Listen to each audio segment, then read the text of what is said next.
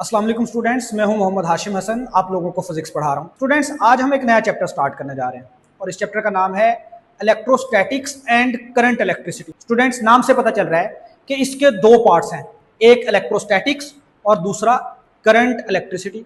और इलेक्ट्रोस्टैटिक्स भी दो वर्ड से मिलकर बना है, पहला इलेक्ट्रो जिससे मुराद है चार्ज और दूसरा स्टैटिक्स जिससे मुराद है रेस्ट। यानी इलेक्ट्रोस्टैटिक्स फिजिक्स की वो ब्रांच है जिसके अंदर हम उन चार्जेस को स्टडी करेंगे जो चार्जेस रेस्ट पे होते हैं। अब स्टूडेंट, सवाल ये है कि चार्ज क्या होता है। चार्ज बेसिकली मैटर की एक इंट्रिंसिक प्रॉपर्टी है, जैसे मैंने यहां पे लिखा हुआ, it is an intrinsic property of matter. अब इंट्रिंसिक प्रॉपर्टी से क्या मुराद है? इंट्रिंसिक प्रॉपर्टी से मुराद ऐसी प्रॉपर्टी है जिसके ओरिजिन का हमें नहीं पता। जैसे मैस भी मैटर की एक इंट्रिंसिक प्रॉपर्टी है। कोई बॉडी भारी होती है तो क्यों होती है ये नहीं पता, लेकिन भारीपन होता है चीजों का, उसी को हम मैस कहते हैं। बिल्कुल इसी तरह स्टूडेंट्स, अगर कोई बॉडी अपने जैसी दूसरी बॉडीज को अट्रैक्ट या रिपेल करना शुरू कर दे तो हम ये कहेंगे कि उस बॉडी के पास एक प्रॉपर्टी आ गई है और वही प्रॉपर्टी कहलाती है चार्ज। स्टूडेंट्स, याद रखना है कि चार्ज किसी बॉडी पे क्यों आता है, उसकी वजह यह है कि उसके अंदर या तो डेफिशिएंसी पैदा हो जाएगी या एक्सेस हो जाएगी इलेक्ट्रॉन्स की। इसका मतलब यह हुआ कि चार्ज बेसिकली किसी मटेरियल की ही प्रॉपर्टी है और ये प्रॉपर्टी किसी मटेरियल के पास तब आती है जब उसके अंदर इलेक्ट्रॉन्स और प्रोटॉन्स की तादाद इम्बैलेंस हो जाए। आप सब जानते हैं कि एटम बुनियादी इकाई है मैटर की। अब एटम के अंदर जितने इलेक्ट्रॉन्स होते हैं उतने ही प्रोटॉन्स होते हैं। स्टूडेंट्स, अगर इन इलेक्ट्रॉन्स की तादाद को इम्बैलेंस कर दिया जाए तो फिर वो जो बॉडी होगी जिसके अंदर आपने इलेक्ट्रॉन्स और प्रोटॉन्स की तादाद को इम्बैलेंस कर दिया है वो कहलाएगी चार्ज्ड बॉडी। तो यही चार्ज की बेसिक डेफिनेशन है। द डेफिशिएंसी और excess of electrons is called charge. इसी बात को हम इस तरह से भी एक्सप्लेन कर सकते हैं कि एटम के अंदर जितने इलेक्ट्रॉन्स होते हैं उतने ही प्रोटॉन्स होते हैं। फॉर एग्जांपल, हमारे पास एक एटम है जिसके न्यूक्लियस के अंदर 4 प्रोटॉन्स हैं, लेट्स सपोज, और उसके गिर्द कितने इलेक्ट्रॉन्स होंगे स्टूडेंट्स? 4 ही इलेक्ट्रॉन्स होंगे। अभी अगर आप देखें तो इस एटम के अंदर जितने इलेक्ट्रॉन हैं उतने प्रोटॉन हैं, इसीलिए एटम के बारे में यह कहा जाता है कि यह इलेक्ट्रिकली न्यूट्रल होता है, यानी इस पे कोई चार्ज नहीं है। लेकिन अगर स्टूडेंट्स इसमें से हम एक इलेक्ट्रॉन को निकाल दें तो अब देखें इसके अंदर इलेक्ट्रॉन्स और प्रोटॉन्स की तादाद बैलेंस नहीं रही, इसके अंदर एक प्रोटॉन ज्यादा हो गया है तो यह बन जाएगा एक चार्ज पार्टिकल। बिल्कुल इसी तरह अगर आप इस इलेक्ट्रॉन को देखें, आइसोलेशन में इस इलेक्ट्रॉन को अगर आप देखें तो ये इलेक्ट्रॉन जो है अकेला है, यहां पे भी तो इम्बैलेंस है इलेक्ट्रॉन्स और प्रोटॉन्स का। तो ये जो इलेक्ट्रॉन जो पार्टिकल है ये भी क्या कहलाएगा? ये भी कहलाएगा चार्ज पार्टिकल। स्टूडेंट्स, कंक्लूजन ये ले लें कि जब भी कहीं पे इलेक्ट्रॉन्स और प्रोटॉन्स की तादाद इक्वल ना रहे तो वो बॉडी बन जाती है चार्ज्ड बॉडी। चार्ज एक फिजिकल क्वांटिटी है और चार्ज को हम Q से रिप्रेजेंट करेंगे। अब चार्ज का SI यूनिट क्या होता है? याद रखें, चार्ज का SI यूनिट होता है स्टूडेंट्स कूलम, और ये एक साइंटिस्ट के नाम पे रखा गया। अब याद रखें कि 1 कूलम किसके इक्वल होता है स्टूडेंट्स? याद रखें 1 कूलम इक्वल होता है 1 एम्पेयर इंटू 1 सेकेंड के। एक तो ये डेफिनेशन है, ये करंट की डेफिनेशन से आती है डेफिनेशन। देखें स्टूडेंट्स, आप सबने एक फार्मूला पढ़ा हुआ है इलेक्ट्रिक करंट का कि I इक्वल होता है delta Q over delta T के। यहां से डेल्टा Q इक्वल आ जाएगा I into delta T। Students, अब अगर आप 1 कूलम को डिफाइन करना चाहते हैं तो चार्ज की जगह पे लिखें 1 कूलम, करंट की जगह पे लिखें 1 एम्पेयर और टाइम की जगह पे लिखें स्टूडेंट्स 1 सेकेंड। तो आप 1 कूलम को इस तरह से डिफाइन कर सकते हैं कि अगर किसी कंडक्टर में 1 सेकंड में 1 एम्पेयर करंट गुजर रहा है तो फिर वहां पे जो चार्ज फ्लो कर रहा है वो चार्ज है 1 कूलम। एक और भी तरह से आप 1 कूलम को याद रख सकते हैं कि 1 कूलम हमारे पास तब बनता है जब स्टूडेंट 6.25 मल्टीप्लाई बाय 10⁻18 इलेक्ट्रॉन्स इकट्ठे हों। अगर इतने इलेक्ट्रॉन्स कहीं पे इकट्ठे हो जाएं तो वो चार्ज कहलाता है 1 कूलम। 1 कूलम जो है ये एक बड़ा यूनिट है चार्ज का। इसकी जगह पे हम माइक्रो कूलम का इस्तेमाल भी कर सकते हैं जिस जो होगा 10⁻⁻6 कूलम के, और हम मिली कूलम का इस्तेमाल भी कर सकते हैं जो इक्वल होगा 10⁻³ कूलम के। ये देखा जाता है कि चार्जेस कभी एक दूसरे को अट्रैक्ट करते हैं और कभी चार्जेस एक दूसरे को रिपेल करते हैं। यानी एक तरह की फोर्स नहीं है, फोर्स ऑफ अट्रैक्शन भी मौजूद है चार्जेस के दरमियान में, फोर्स ऑफ रिपल्शन भी मौजूद है चार्जेस के दरमियान में। तो चूंकि फोर्स दो तरह की है तो चार्जेस भी दो तरह के हैं। एक साइंटिस्ट था जिसका नाम था बेंजामिन फ्रैंकलिन। स्टूडेंट, उसी ने चार्जेस को नाम दिए थे। अगर वो चाहता तो एक को बेंजामिन बोलता, एक को फ्रैंकलिन बोलता। अगर वो चाहता तो एक को लेफ्ट बोलता, एक को राइट बोलता। अगर वो चाहता एक को अप बोलता, एक को डाउन बोलता। लेकिन उसने क्या कहा, उसने एक चार्ज को बोला पॉजिटिव चार्ज और दूसरे को उसने बोला नेगेटिव चार्ज। तो अब आप याद रखें कि चार्जेस एक तरह के नहीं, चार्जेस दो तरह के होते हैं।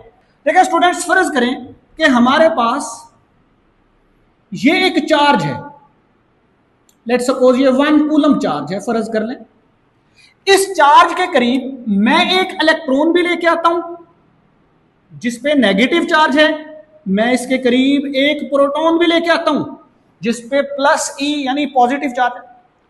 अब देखें, ये पॉजिटिव 1 कूलम चार्ज इस पॉजिटिव प्रोटॉन को क्या करेगा, repel, and on the other hand electron को क्या करेगा, अट्रैक्ट। आप सबको पता है कि इलेक्ट्रॉन और प्रोटॉन पे एक जितना चार्ज होता है, 1.6 मल्टीप्लाई बाय 10⁻⁻19 कूलम।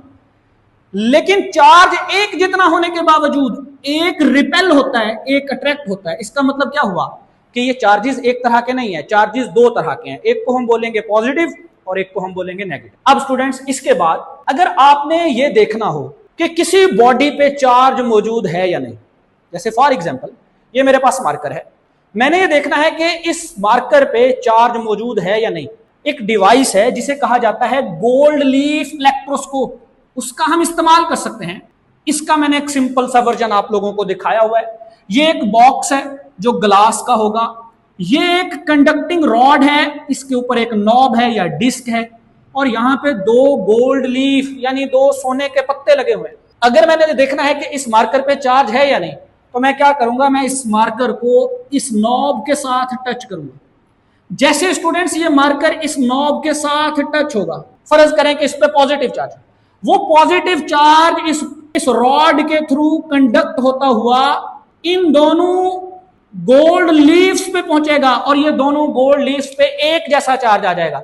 जैसे ही दोनों पे एक जैसा चार्ज आएगा तो इन दोनों के दरमियान की जो डाइवर्जेंस है वो बढ़ जाएगी। जैसे ही इन दोनों के दरमियान की डाइवर्जेंस बढ़ेगी, हमें पता चल जाएगा कि इसके ऊपर चार्ज मौजूद था। यह है चार्ज को चेक करने का तरीका। अब आते हैं मेथड्स ऑफ चार्जिंग पे। अगर आपके पास एक बॉडी है और आप उसे चार्ज करना चाहते हैं तो उसके लिए क्या क्या तरीकाकार हो सकते हैं। देखें स्टूडेंट्स, उसमें 3 तरीके हैं। Number 1, charging by friction. Students, charge की कहानी शुरू ही चार्जिंग बाय फ्रिक्शन से होती है। एक साइंटिस्ट था जिसका नाम था थेल्स ऑफ माइल्टस। उसने तकरीबन 600 बिफोर क्राइस्ट के अंदर यह ऑब्जर्व किया कि अगर एम्बर को रबड़ के साथ रगड़ा जाए और रगड़ने के बाद एम्बर को अलग करके मुख्तलिफ छोटी छोटी चीजों के करीब लेके जाया जाए तो वो एम्बर उन चीजों को अट्रैक्ट या रिपेल करना शुरू कर देता है। स्टूडेंट्स, यहीं से कॉन्सेप्ट आया था चार्ज का। लेकिन चार्जिंग बाय फ्रिक्शन में और बहुत सारे एक्सपेरिमेंट फिर परफॉर्म किए गए। जैसे अगर एक ग्लास रॉड को, अगर ये रॉड एक ग्लास का बना हुआ है, इसे सिल्क के साथ या वूल के साथ रब किया जाए तो दोनों पे चार्ज आ जाता है। अब ये चार्जिंग बाय फ्रिक्शन में होता यह है बेसिकली कि जब फ्रिक्शन पैदा की जाती है दो ऑब्जेक्ट्स के दरमियान में तो हीट पैदा होती है और वो हीट मिलती है इलेक्ट्रॉन्स को, और इलेक्ट्रॉन्स जंप करके एक ऑब्जेक्ट से दूसरे ऑब्जेक्ट पे चले जाते हैं। अब स्टूडेंट्स, जिधर से इलेक्ट्रॉन निकलेगा उस पे आ जाएगा पॉजिटिव चार्ज, और जिस ऑब्जेक्ट पे इलेक्ट्रॉन जाके बैठेगा उस पे आ जाएगा नेगेटिव चार्ज। यह है चार्जिंग बाय फ्रिक्शन। इसकी एक और एग्जांपल ले सकते हैं। अगर हम एक प्लास्टिक रॉड को कैट की फर के साथ रब करें तो भी रॉड पे और कैट की फर पे चार्ज आ जाएगा। बिल्कुल इसी तरह आप लोगों ने बचपन में भी एक एक्सपेरिमेंट परफॉर्म किया होगा। बलून को अगर हम अपने सर के साथ रगड़ें, बालों के साथ, और उसे हम दीवार के साथ चिपकाएं तो वो दीवार के साथ चिपक जाता है। ऐसा इसलिए होता है कि जब आपने बलून को अपने बालों के साथ रगड़ा तो चार्ज आ गया बलून पर, और आप बलून को जब चिपकाएंगे दीवार के साथ, तो ये दीवार के साथ चिपक जाएगा इंडक्शन की वजह से। अब इंडक्शन क्या होती है वो हम आगे पढ़ेंगे। बहरहाल एक मेथड होता है चार्जिंग बाय फ्रिक्शन, दूसरा मेथड होता है स्टूडेंट्स चार्जिंग बाय कंडक्शन। अब स्टूडेंट्स चार्जिंग बाय कंडक्शन में क्या होता है, बेसिकली दो ऑब्जेक्ट्स को फिजिकली एक दूसरे के साथ टच किया जाता है। जैसे ये हमारे पास एक ऑब्जेक्ट है, ये न्यूट्रल है, इस पे कोई चार्ज नहीं है, हम चाहते हैं कि इस पे चार्ज लेके आ जाए, तो हम क्या करेंगे, हम एक चार्ज्ड बॉडी इसके साथ टच करेंगे। जब एक चार्ज्ड बॉडी इसके साथ हम टच करेंगे तो कंडक्शन होगी चार्ज की, यानी चार्ज यहां से यहां पे फ्लो करके जाएगा। अब यहां से चार्ज कम हो जाएगा और वो चार्ज कहां पे चला जाएगा, वो चार्ज इस बॉडी पे चला जाएगा। आपने एक न्यूट्रल बॉडी को एक चार्ज बॉडी के साथ टच करना है, चार्ज फ्लो कर जाएगा। अब अगर आप इस बॉडी को अलग कर लें तो इसके ऊपर चार्ज मौजूद होगा, यानी आप इस बॉडी को चार्ज कर चुके हैं। अब सवाल यह है कि कितना चार्ज ट्रांसफर होगा, क्या दोनों पे एक जितना चार्ज बच जाएगा? नहीं स्टूडेंट्स, इसमें आप लोगों ने याद रखना है कि ये डिपेंड करता है दोनों बॉडीज की कैपेसिटेंस, या आप ये कह सकते हैं कि ये डिपेंड करता है दोनों बॉडीज के साइज पे, दोनों बॉडीज की शेप्स पे। तो फिर चार्जिंग बाय कंडक्शन क्या है? चार्जिंग बाय कंडक्शन के अंदर हम दो ऑब्जेक्ट्स को एक दूसरे के साथ फिजिकली टच करते हैं और एक बॉडी से दूसरी बॉडी पे चार्ज ट्रांसफर हो जाता है। जब हम दोनों बॉडीज को अलग करते हैं तो दोनों बॉडीज पे चार्ज मौजूद होता है। इसका मतलब यह हुआ कि वो बॉडी जो न्यूट्रल थी उसे हम क्या कर चुके हैं, उसे हम चार्ज कर चुके हैं। अब स्टूडेंट्स हम डिस्कस करेंगे charging by induction. Charging by induction, charging by induction के अंदर स्टूडेंट्स हम दोनों बॉडीज को एक दूसरे के साथ टच नहीं करते। अब इसको समझें, लेट सपोज ये एक बॉल है जिसे हम चार्ज करना चाहते हैं। इस बॉल के करीब हम टच नहीं करेंगे, इस बॉल के करीब हम एक चार्ज कंडक्टर लेके आए, एक रॉड लेके आए।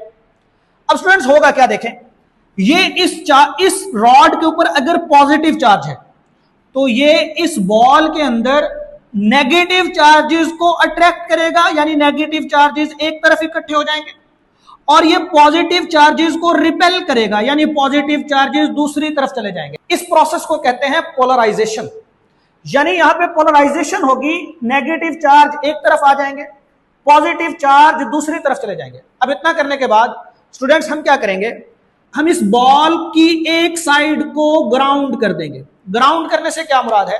ग्राउंड करने से मुराद एक तरीका यह है कि आप नंगे पैर खड़े हो जाएं और आप इसे अपने हाथ से टच करें। होगा क्या, जमीन के बारे में यह कहा जाता है कि जमीन इलेक्ट्रॉन्स का बहुत बड़ा रिजर्वायर है, या आप ये भी कह सकते हैं कि अर्थ जो है वो इलेक्ट्रॉन्स का समंदर है, यानी अर्थ में से आप जितने चाहें इलेक्ट्रॉन्स निकाल सकते हैं और अर्थ को आप जितने चाहें इलेक्ट्रॉन्स प्रोवाइड कर सकते हैं, बिल्कुल समंदर की तरह।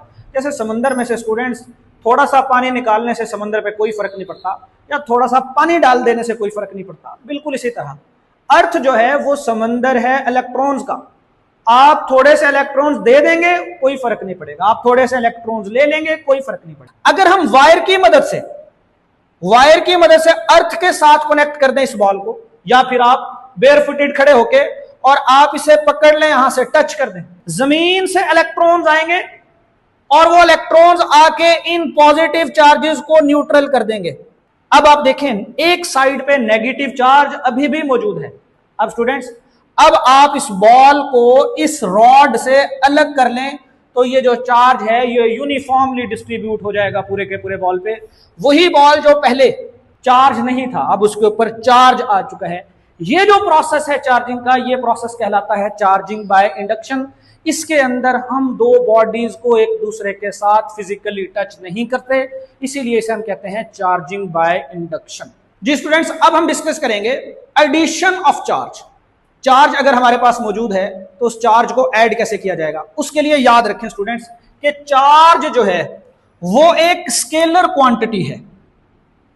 Charge is a scalar quantity, और चार्ज अगर एक स्केलर क्वांटिटी है तो फिर चार्ज को जब भी ऐड किया जाएगा सिंपल अलजेब्रिक रूल्स से, सिंपल अलजेब्रिक रूल्स के साथ हम इनको ऐड करेंगे विद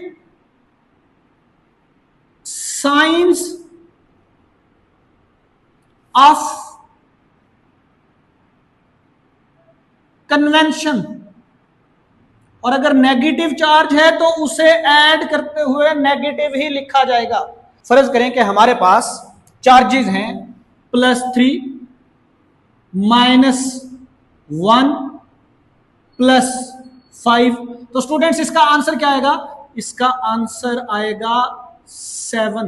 देखें, +3 एंड +5, 8, 8 - 1, 7। देखें स्टूडेंट्स, इसका मतलब ये हुआ कि जब भी आप चार्जेस को ऐड करेंगे तो आपने सिंपल अलजेब्रिक रूल्स के साथ उनको ऐड करना है और उनके साइंस ऑफ कन्वेंशन भी पुट करने हैं। अगर कोई चार्ज पॉजिटिव है तो उसे पॉजिटिव पुट करेंगे, अगर कोई चार्ज नेगेटिव है तो उसे नेगेटिव ही लिखा जाएगा ऐड करते हुए। अब इसके बाद स्टूडेंट्स हम बात करेंगे कंजर्वेशन ऑफ चार्ज की, यानी चार्ज हमेशा कंजर्व रहता है एक आइसोलेटेड सिस्टम के अंदर, in an isolated system, in an isolated system. Isolated system कौन सा सिस्टम है? जिसके अंदर कोई एक्सटर्नल इफेक्ट ना हो। द टोटल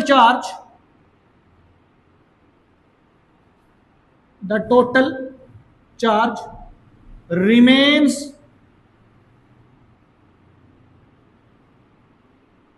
कांस्टेंट, या आप ये भी कह सकते हैं charge can not be created nor be destroyed, it can be transferred from one place, one point to another point. अब इसके बाद स्टूडेंट्स हमने डिस्कस करना है क्वांटाइजेशन ऑफ चार्ज को।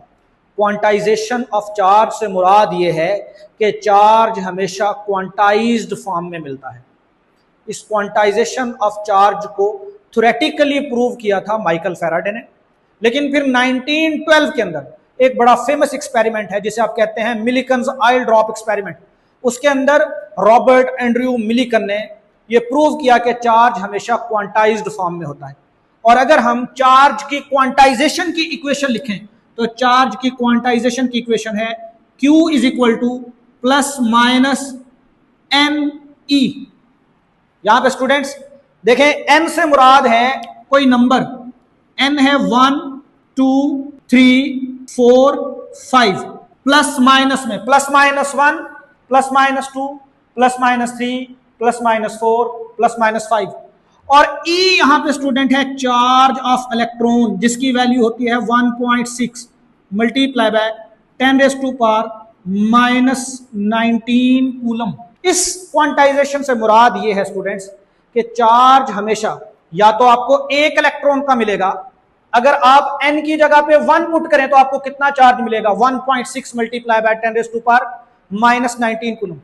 इसके बाद आपको जो चार्ज मिलेगा वो आपको 2 इलेक्ट्रॉन का मिलेगा, 1.5 इलेक्ट्रॉन का चार्ज नहीं मिल सकता, 1.25 इलेक्ट्रॉन्स का चार्ज नहीं मिल सकता, 2.5 इलेक्ट्रॉन्स का चार्ज नहीं मिल सकता, आपको 5.5 इलेक्ट्रॉन्स का चार्ज नहीं मिल सकता। यानी चार्ज हमेशा आपको या तो 1 इलेक्ट्रॉन का मिलेगा, या 2 इलेक्ट्रॉन का मिलेगा, या 3 इलेक्ट्रॉन का मिलेगा, या 4 इलेक्ट्रॉन का मिलेगा। इसका मतलब मैं आपको बताता हूं, देखें, अगर आप n की जगह पे 1 पुट करें तो आपको चार्ज मिलेगा 1.6 मल्टीप्लाई बाय 10⁻⁻19 कूलम। इससे कम आपको इंडिपेंडेंट चार्ज नहीं मिल सकता। यानी जो मिनिमम चार्ज आपको मिलेगा वो होगा 1 इलेक्ट्रॉन का इंडिपेंडेंटली, और उसकी वैल्यू होगी 1.6 मल्टीप्लाई बाय 10⁻⁻19 कूलम। दूसरे नंबर पे आपको 2 इलेक्ट्रॉन्स का चार्ज मिल सकता है और वो होगा 3.2 मल्टीप्लाई बाय 10⁻⁻19 कूलम। अगर आप यहां पे n की जगह पे 3 पुट करें तो आपको 3 इलेक्ट्रॉन्स का चार्ज मिलेगा जो होगा 4.8 मल्टीप्लाई बाय 10⁻⁻19 कूलम। फिर आपको 4 इलेक्ट्रॉन्स का चार्ज मिल सकता है जो होगा 6.4 मल्टीप्लाई बाय 10⁻⁻19 कूलम। फिर आपको 5 इलेक्ट्रॉन्स का चार्ज मिल सकता है जो होगा 8.0 मल्टीप्लाई बाय 10⁻⁻19 कूलम। फिर आपको 6 इलेक्ट्रॉन्स का चार्ज मिल सकता है जो होगा 9.6 मल्टीप्लाई बाय 10⁻⁻19 कूलम।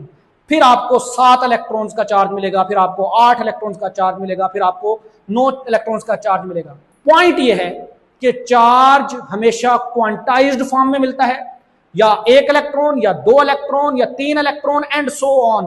पॉइंट ये है कि इलेक्ट्रॉन कभी भी टूट नहीं सकता, ये आप लोगों ने याद रखना है। इसीलिए इलेक्ट्रॉन का चार्ज भी डिवाइड नहीं हो सकता। अब इसके बाद स्टूडेंट्स हमने पढ़नी है states of charge. Charge 3 states में पाया जा सकता है। नंबर 1, चार्ज रेस्ट पे हो। नंबर 2, चार्ज मूव कर रहा हो। लेकिन मूव करने में भी दो कंडीशंस हैं, या तो चार्ज यूनिफॉर्म वेलोसिटी से मूव कर रहा हो, यूनिफॉर्म वेलोसिटी यानी जीरो एक्सेलरेशन, या फिर चार्ज नॉन यूनिफॉर्म वेलोसिटी से मूव कर रहा हो। नॉन यूनिफॉर्म वेलोसिटी से क्या मुराद है स्टूडेंट्स? नॉन यूनिफॉर्म वेलोसिटी से मुराद है एक्सेलरेशन हो, यानी एक्सेलरेशन की वैल्यू जीरो ना हो। अगर चार्ज रेस्ट पे है, उसी स्टडी को हम कहते हैं इलेक्ट्रोस्टैटिक्स। अगर चार्ज यूनिफॉर्म वेलोसिटी से मूव करना शुरू कर दे तो फिर करंट इलेक्ट्रिसिटी कहलाता है, और अगर चार्ज नॉन यूनिफॉर्म वेलोसिटी से मूव करना शुरू कर दे तो पैदा होती हैं इलेक्ट्रोमैग्नेटिक वेव्स। ये लिख लेना है आपने अपने बुक्स के ऊपर। लेकिन बहुत ही इंपॉर्टेंट पॉइंट, अगर चार्ज आपके पास मौजूद है तो वो चाहे किसी भी कंडीशन में है, किसी भी स्टेट में है, उसके पास इलेक्ट्रिक फील्ड होती है। इलेक्ट्रिक फील्ड चार्ज के पास हमेशा होती है। बहुत इंपॉर्टेंट ऑब्जेक्टिव है। अगली बात, अगर चार्ज रेस्ट पे हो तो उसके पास सिर्फ इलेक्ट्रिक फील्ड होती है, उसके पास मैग्नेटिक फील्ड नहीं होती।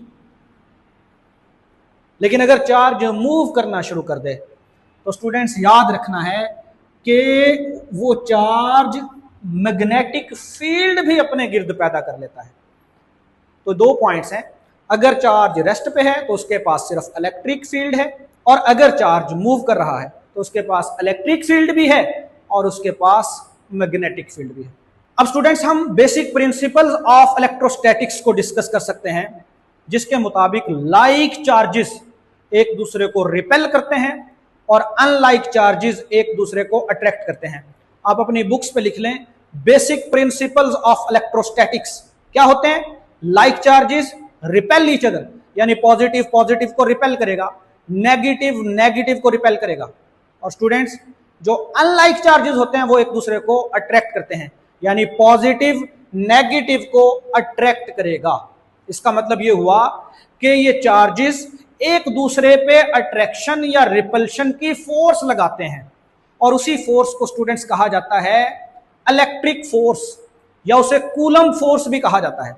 और स्टूडेंट्स ये इलेक्ट्रिक फोर्स हमारी जिंदगी में इतनी अहमियत रखती है कि इसी की वजह से हम भी हैं। हमारी बनावट किसकी वजह से है? इलेक्ट्रिक फोर्स की वजह से।